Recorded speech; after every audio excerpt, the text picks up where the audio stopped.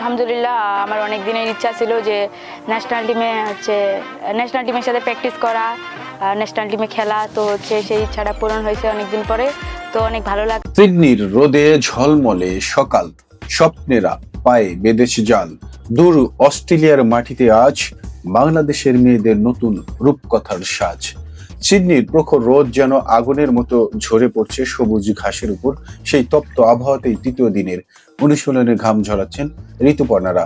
অনুশীলনের venue Valentine sport park, যেখানে মাঠ, জিম আর আবাসন একই সঙ্গে। বাসে চড়ে দূরে যেতে হচ্ছে না, একই আকাশের নিচে জিম, ঘুম, জাগরণ, প্রস্তুতি সব।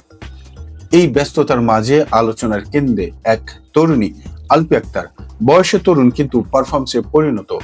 সাফ অনূর্ধ্ব 19 ওমেন্স চ্যাম্পিয়নশিপের সর্বোচ্চ গোলদাতা ও সেরা খেলোয়াড়ের পুরস্কার জিতে কুড়িয়েছেন তিনি। নারী ফুটবল লিগেও সর্বাধিক গোলের তার নামের পাশে। গোলের পর গোল, আত্মবিশ্বাসের পর আত্মবিশ্বাস, এভাবেই উঠে এসেছে জাতীয় দলে। বাংলাদেশ নারী ফুটবলের ব্রিটিশ কোচ পিটার বাটলার তার প্রতিভায় ভরসা রেখেছে। 14 ফেব্রুয়ারি থেকে নতুন শুরু হওয়া জাতীয় দলে অনুশীলনের ডাক পেয়েছেন আলপি। এক সপ্তাহের বেশি সময় অনুশীলন চললেও এতদিন মিডিয়ার সামনে আসেননি। অবশেষে সিডনি থেকে পাঠানো ভিডিও বার্তায় শোনালেন নিজের অনুভূতি। প্রথমে বলতে চাই আলহামদুলিল্লাহ, অনেক দিনের ইচ্ছে ছিল ন্যাশনাল টিমের সঙ্গে প্র্যাকটিস করা, খেলা। সেই ইচ্ছে পূরণ হয়েছে। আপুদের সঙ্গে প্র্যাকটিস করে অনেক ভালো লাগছে। কণ্ঠে ছিল কৃতজ্ঞতা, চোখে স্বপ্নের তৃপ্তি। তবে সহজ নয় পথ। বাংলাদেশের নরম আবহাওয়ার পেছনে ফেলে সিডনির অতিরিক্ত গরমে মানিয়ে নিতে হচ্ছে সবাইকে। আলপি অপকটে বললেন, এখানে অনেক গরম, আমাদের দেশের চেয়েও এতটা গরম পড়েনি এখনো। আমরা মানিয়ে নেওয়ার চেষ্টা করছি।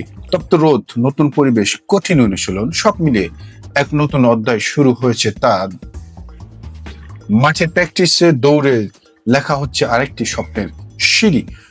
সিডনির সূর্য যতই তেজি হোক, বাংলাদেশের মেয়েদের চোখের তার চেয়েও বেশি আগুন। গোলের ভাষায় কথা বলা আলপি আক্তার হয়তো লিখতে চলেছে নতুন এক ইতিহাসের ধন। আমাদের বাংলাদেশে এত গরম এখনো পড়ে নাই, এখানে অতিরিক্ত গরম। তো আমরা এটার সাথে আপাতত মানায় নিতেছি। আমরা এক জায়গায় থাকতেছি, এক জায়গায় মাঠ, জিম, সবকিছু এক জায়গায়। তো বাস দিয়ে যাওয়া লাগতেছে না মাঠে, তো ভালো লাগছে।